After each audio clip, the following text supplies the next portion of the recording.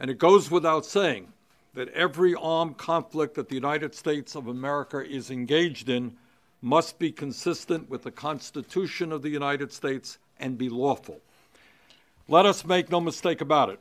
Article 1, Section 8 of the Constitution states in no uncertain terms that Congress shall have power to declare war. Congress shall have power to declare war. The Founding Fathers gave the power to declare war to Congress, the branch most accountable to the people. For far too long, Congress, under Democratic and Republican administrations, has abdicated its constitutional role in authorizing war. The time is long overdue for Congress to reassert its constitutional authority. And that is what Senators Lee, Senator Murphy, and I are doing with this privileged resolution that we are introducing. Many Americans are unaware that the people of Yemen are suffering today in a devastating civil war with Saudi Arabia and their allies on one side and Houthi rebels on the other. In November of this year, the United Nations Emergency Relief Coordinator said that Yemen was on the brink of, quote, the largest famine the world has seen for many decades, end quote. So far, at least 10,000 civilians have died and over 40,000 have been wounded in the war, and 3 million people have been displaced. Many Americans are also not aware that U.S. forces have been actively involved in support of the Saudis in this war, providing intelligence and aerial refueling of planes whose bombs have killed thousands of people and made this crisis far worse. We believe that as Congress has not declared war or authorized military force in this conflict, the United States' involvement in Yemen is unconstitutional and unauthorized, and U.S. military support of the Saudi coalition must end. Without congressional authorization, our engagement in this war should be restricted to providing desperately needed humanitarian aid and diplomatic efforts to resolve it.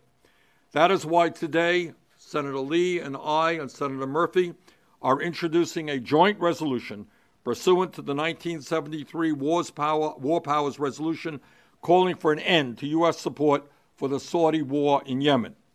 The War Powers Resolution defines the introduction of U.S. armed forces to include, quote, the assignment of members of such armed forces to command, coordinate, participate in the movement of, or accompany the regular or irregular forces of any foreign country of government when such military forces are engaged or there exists an imminent threat that such forces will become engaged in hostilities, end of quote.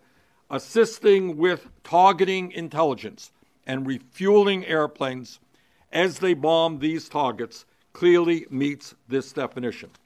This is not a partisan issue. Support for the Saudi intervention in Yemen began under a Democratic president and has continued under a Republican president. Senator Lee is a conservative Republican. I am a progressive independent who caucuses with the Democrats. In November of last year, the House of Representatives, with a strong bipartisan vote, voted overwhelmingly for a non-binding resolution stating that U.S. involvement in the Yemen civil war is unauthorized. Only 30 members of the House voted against that resolution, and that is what we are saying today. We are in agreement with the vast majority of the Democrats and Republicans in the House. Here is the bottom line.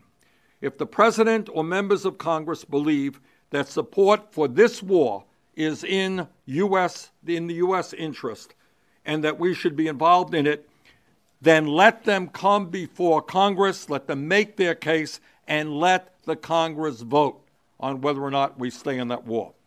I believe that we have become far too comfortable with the United States engaging in military interventions all over the world. We have now been in Afghanistan for 17 years, the longest war in American history. Our troops are now in Syria under what I believe are questionable authorities, and the administration has indicated that it may broaden that mission even more. The time is long overdue for Congress to reassert its constitutional role in determining when and where our country goes to war and I'm very proud to be working with Senator Lee and Senator Murphy on this vitally important issue. Senator Lee.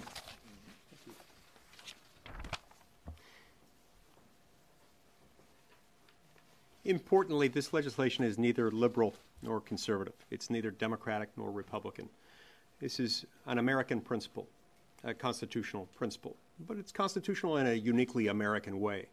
As James Madison explained in Federalist 69, one of the things that would come to differentiate the American form of government, the American republic, from the monarchy, from our old system of government prior to the Revolution, was that our chief executive would not be exclusively empowered to initiate war. Instead, there would be a shared power, a power belonging to the people's elected representatives in Congress, the branch of government most accountable to the people, elected at regular intervals.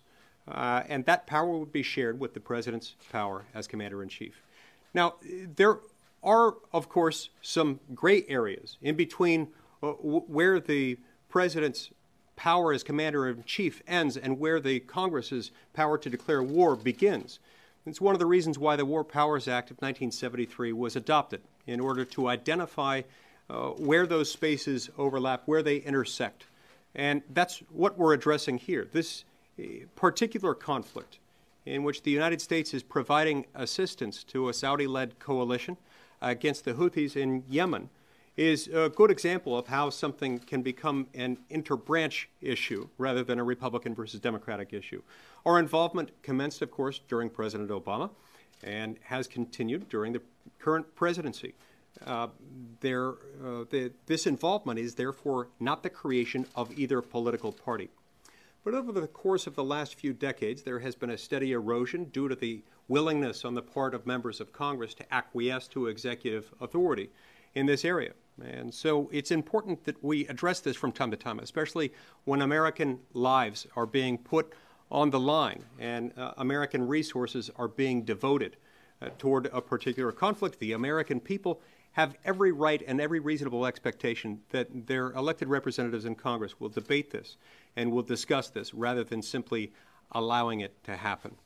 We're involved in mid-air refueling. We're involved in identifying targets. We are involved in intelligence, surveillance, and reconnaissance.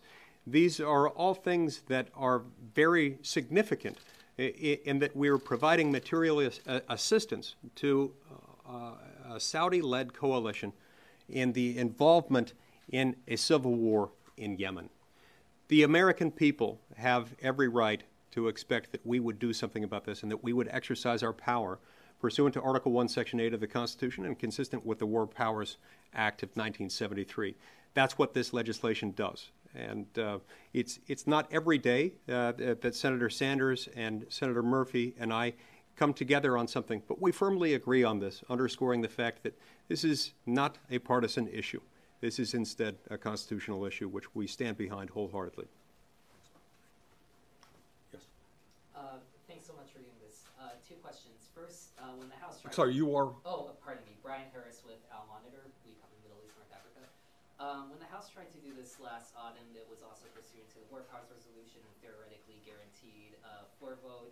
Obviously, the two chambers have different rules, but House leadership basically attempt to strip it of that privileged status. Do you have guarantees from Leader McConnell and Chairman Corker that this actually will go to the floor? And also, on kind of the basis of your argument that mid-air refueling qualifies as hostilities, you know, the U.S. has not directly itself targeted the Houthis. You know, fortunately, there have been no U.S. deaths in this campaign against the Houthis. So how confident are you with your legal argument on this? Well, first of all, the term hostilities is not defined itself in the War Powers Act. The War Powers Act does trigger our authority whenever we put our armed services personnel into a situation where imminent involvement in hostilities is clearly indicated by the circumstances. These are the kinds of circumstances in which hostilities are involved. And we're also putting our armed forces personnel and equipment into territory, airspace, or waters of a foreign nation while prepared for combat. Those things themselves implicate the War Powers Act. I honestly believe that if you look at the War Powers Act, that what the United States is doing now constitutes being involved in a military action in violation of that act. I think that's pretty clear. Yeah. Senators, I'm Karen Diversion with the Washington Post. Two questions that are related, I guess. One, I was hoping that you could just go through the procedure of what has to happen to bring this up in the Senate to get those of us who are rusty on this back up to speed. And also, you mentioned Afghanistan, Syria, but you're not addressing those first. You're focusing on Yemen. So why this conflict to do this? There's been talk of ALMS and other things for years in the Senate. So why this now? Well, let me start off. As I understand the process, we are going to be introducing this resolution. The Senate Committee on Foreign Affairs has 10 days to discharge it. If it does not, one of us will be on the floor asking for its discharge at a time that we think appropriate. And then we begin the debate. Getting back to your question, what will Senator McConnell do? I don't know if Mike has additional information. But if, in fact, he chooses not to let us go forward and tries to table this resolution, then, in fact, the tabling will be a vote on the essence of what we're talking about.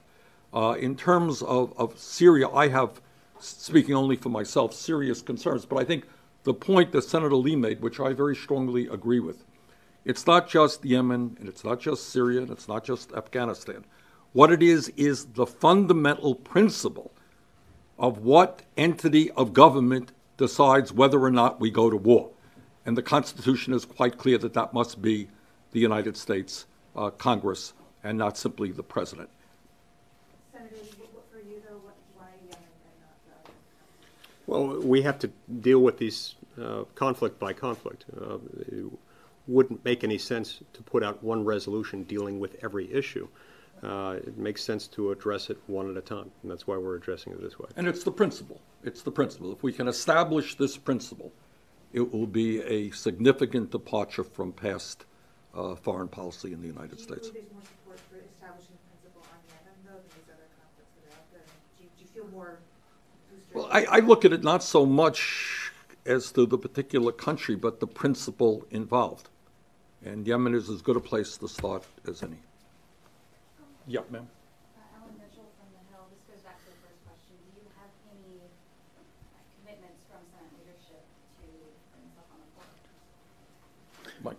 No, and that's why we're going to utilize our procedural rights, and we'll see where that takes us. Have you discussed this at all with your I've discussed with my colleagues, including him, that I'm going to be bringing up this legislation. What was his reaction to that? You'll have to ask him. Okay. Good. Okay, thanks very much. Thank you. Good job. Thank you.